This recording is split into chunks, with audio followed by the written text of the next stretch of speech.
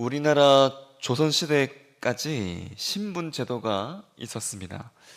노예제도 가운데서 특별히 종들의 삶은요, 참 고단했는데요. 그래서 전쟁처럼 사회 분위기가 굉장히 흉흉할 때 종들이 종종 주인으로부터 도망하였다고 합니다.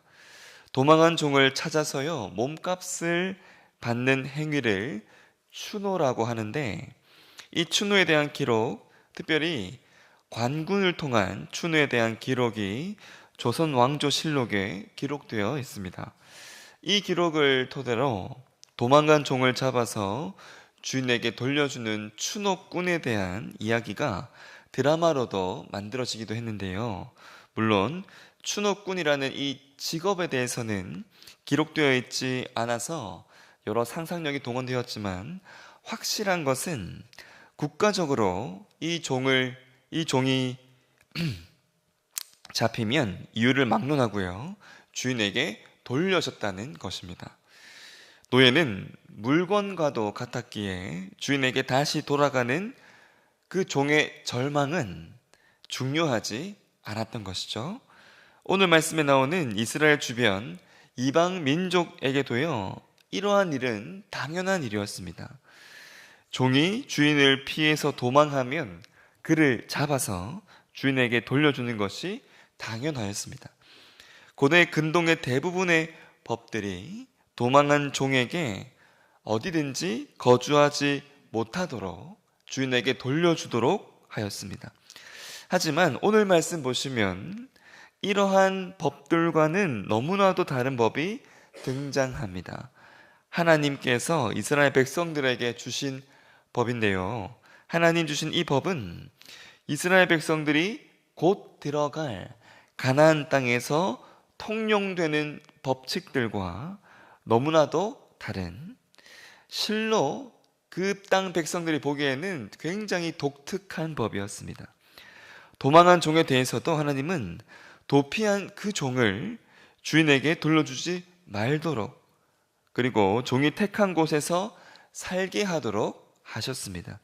이를 가나안 민족들이 알게 된다면 어떤 반응을 보였을까요?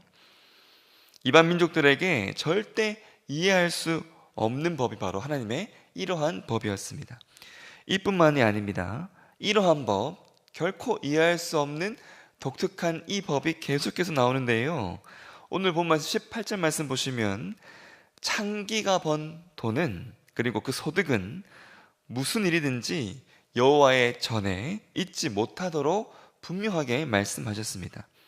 하나님 앞에 이것이 가증한 것이었기 때문이지요. 이러한 모습을 가나안 땅 백성들이 보면 또한 어떤 반응을 보일까요? 동일하게 좀처럼 이해하지 못했을 것입니다. 이방 신전에는 창기가 번 돈은 고사하고요, 창기 자체가 신전에 상주하였습니다. 신에게 예배하는 것 그 자체가 신전 창기들이 깊이 연관되어 있는, 깊이 관련되어 있는 것이었기 때문이었습니다. 이방신 앞에 이 창기는, 그리고 이방 그 사람들 앞에서의 이 창기는요, 그 존재가 아주 자연스럽고 아주 당연한 것이었습니다.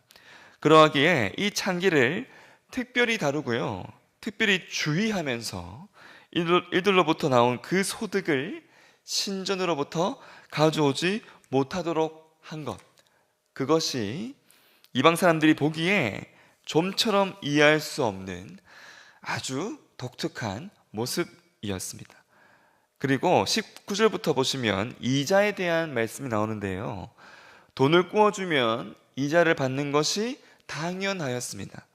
그것이 타국인이든 형제이든 간에 이자를 받는 일은요, 굉장히 당연한 일이었습니다. 하지만 이를 하나님은 금하십니다. 이렇게 여러분, 주인과 종에 관련된 법에서도, 그리고 남자와 여자 창기에 대한 법에서도, 그리고 이렇게 재정적인 부분들까지 하나님께 허락하신 모든 법들은 그 땅 민족들의 법과 질서와는 굉장히 다른 법이었습니다. 가나안 땅에 들어가는 이스라엘 백성들은요, 그렇다면 이를 어떻게 생각하고 느꼈을까요? 다르게 말씀드리면 가나안 땅에 들어가는 이스라엘 백성들이 하나님의 이 법을 어떻게 생각해야 했을까요? 우리 법은 굉장히 좀 극성이고 유별나고 융통성이 없는 법이라 생각해야 했을까요? 정말 하나님의 그 법이 그러한 법이었을까요? 여러분, 하나님께서 주신 이 법들은요, 결코 그저 유별난 법이 아니었습니다. 이 법은 이스라엘 백성들을 지켜주는 법이었습니다. 가나안 땅에 자리 잡은 수많은 법과 그 법칙들, 통용되는 그 수많은 관행들은 이스라엘 관행들로부터 이스라엘 백성들 스스로를 구별하고요, 구분하는 바로 그러한 것이 하나님의 바로 이 법이었습니다. 하나님과의 그 관계가 틀어지거나 끊어지거나 취소되지 않고 계속해서 유지되려면 그 땅에서의 법과 질서를 이스라엘 백성들은요, 철저하게 주의하여야만 하였습니다. 수많은 법들과 질서들이요, 대부분이 이방의 우상 숭배와 연관되어 있었기 때문인데요, 그 땅의 법과 질서로부터 구별되는 것, 통용되는 그 수많은 법칙들로부터 그들의 삶을 구분짓는 것, 이것이 죄로 창궐했던 그 땅의 문화로부터 이스라엘 백성들의 생각과 마음과 행동을 지키는 극약 처방이었습니다. 입에는 굉장히 써서요, 별로 환영받지 못하는 바로 그 약이 진정 내 몸을 지키고 회복시키는 약인 것처럼 바로 이러한 법으로 이스라엘 백성들을 그러한 모습으로 하나님이 지키신 것입니다. 하지만 이스라엘 백성들은 하나님께서 주신 이 약을 시간이 지나면서 점차 거부하기 시작했는데요, 약이 막고 있어서 지켜졌던 그 수많은 곳들에 이러한 보호함이 거둬지자 이방 민족들의 모습들이 이스라엘 백성들에게 점차 자리하고 보여지기 시작하였습니다. 하나님께서 금하신 이방 민족들의 그 생각과 모습들이요, 이스라엘 백성들의 생각에 침투하고 이스라엘 백성들의 그 모습에서 나타나기 시작했는데, 대표적인 것이 오늘 말씀에 나오는 바로 이 창기와 관련된 모습이었습니다. 이스라엘이 점점 이방 백성들과 뒤섞여서 심지어는 구별되지도 못하게 되었을 때, 심지어 하나님을 예배하는 성전에 이방인들의 모습과 생각들이 나타나기 시작했는데요, 바로 하나님 섬기는 성전 안에 남자 창기가 거하는 공간이 생긴 것이었습니다. 열왕기하 23장 7절 보시면, 또 여호와의 성전 가운데 남창의 집을 헐었으니 그곳은 여인이 아세라를 위하여 휘장을 짜는 처소였더라. 남창의 집이 여호와를 섬기는 성전 안에 있었고요, 그 자리는 다름 아닌 이방 여신이었던 아세라를 위해서 휘장을 짜는 처소였습니다. 하나님의 그 말씀을 버리고 이방의 생각을 받아들인 일은요, 이스라엘로 하여금 자력으로는 재기 불가능할 정도로 심각한 타락으로 떨어지게 하는 그러한 일이었던 것입니다. 그러한 법칙들, 하나님과의 이 관계를 아주 극악하게 변질되게 하는 그러한 법칙들과 법들이 가득했던, 그러한 생각들이 지배하고 있는 그 땅에 이스라엘 백성들이 들어가서 살아야만 하였습니다. 하나님은 이러한 백성들에게 법으로, 이러한 하나님의 그 법으로 이들을 지키려고 하셨고요, 이들을 구별되도록 하려고 하신 것이죠. 이방 백성들로부터 구별되는 것이 이스라엘 백성들이 살아남을 수 있는 유일한 길이었습니다. 여기에는 하나님께서 특별하게 금하시는 것들이 있었는데요, 하나님께서 특별하게 금하시는 것에는 특별한 이유들이 있었으니 모두 왕노릇과 주인됨과 연관된 것들이었습니다. 철저히 내가 주인이 되고 내가 왕이 되는 모습들이 드러나는 그러한 것들인데요. 이러한 것들에는 상대방의 소중함을 알지 못하고 나의 만족만을 위해서 상대방을 대상화하고 수단화하는 모습들이 드러나고 나타났습니다. 그것이요, 내 앞에 있는 종이든, 그것이 내 앞에 있는 나의 성이든, 그것이 내 손 안에 있는 돈이든 간에 내 앞에서, 그 앞에서 내가 왕 노릇하려고 하는 모습들이 드러나는 것이죠. 하나님을 왕으로 모시는 백성들이라면 이러한 수많은 것들에서 하나님을 주인으로 고백할 줄 아는 모습이 나타나야만 하였습니다. 그것은 결코 고리타분하거나 결코 유별난 것이 아니었습니다. 세상 앞에서 나를 지키는 일이고요, 하나님 앞에서 나의 모습을 지켜나가는 일이었습니다. 아버지가 아들을 지키는 일이고 아들이 아버지를 잃지 않는 일이 바로 이러한 법을 따르는 일이었습니다. 그러하기에 하나님의 백성들은 종을 대할 때 내 마음대로 하지 않아야 했고요, 성을 대할 때도 그것을 대상화하고 내 마음대로 내가 하고 싶은 대로 해서는 결코 되지 않았습니다. 돈과 관련돼서도요, 형제를 대상화하여서 나의 부를 축적하려고 하지 않아야 했던 것이죠. 이것이 가나안 땅에서 이스라엘 백성들 스스로를 가장 안전하게 지키는 방법이었습니다. 여기에 담겨 있는 하나님의 그 의도, 백성들을 향한 하나님의 그 마음을 알지 못하면요, 이러한 하나님의 법들은 그저 하나님으로부터 온 억압으로, 그리고 불편함으로 느껴지게 되는 것입니다. 여기까지가요, 세상 속에서, 세상과의 관계 안에서 이스라엘 백성들이 갖추어야 할 모습이었는데요. 그렇다면 하나님과의 관계 속에서 갖추어야 할 모습은 무엇일까요? 그것이 21절부터 나오는데요.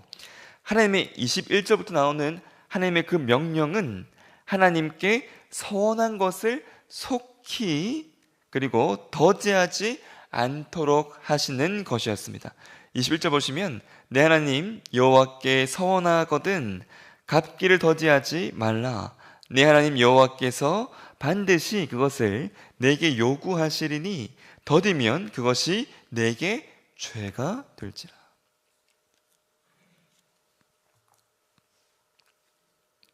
분명히 하나님은 더디면 그것이 죄가 될 것이라 말씀하셨는데요. 이유가 무엇일까요?